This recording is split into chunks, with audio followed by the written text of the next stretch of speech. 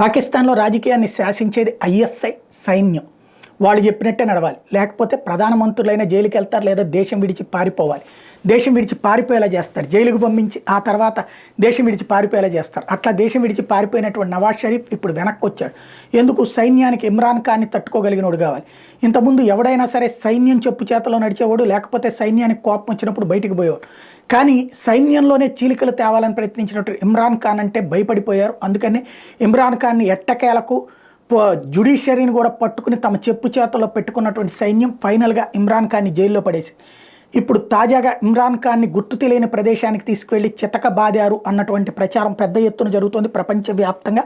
పాకిస్తాన్ మాజీ ప్రధాని ఇమ్రాన్ ఖాన్ ఐఎస్ఐ సైనికాధికారులు రహస్య ప్రదేశాన్ని తీసుకెళ్లి స్వచ్ఛందంగా దేశం విడిచిపోయేటట్టయితే వదిలిపెడతాం, లేకపోతే కనుక నీ పరిస్థితి అంతమవుతుందని హెచ్చరించారన్నటువంటి ప్రచారం జరుగుతోంది. ఇది ఎంతవరకు వాస్తవం అనేది చూడాల్సి ఉంది.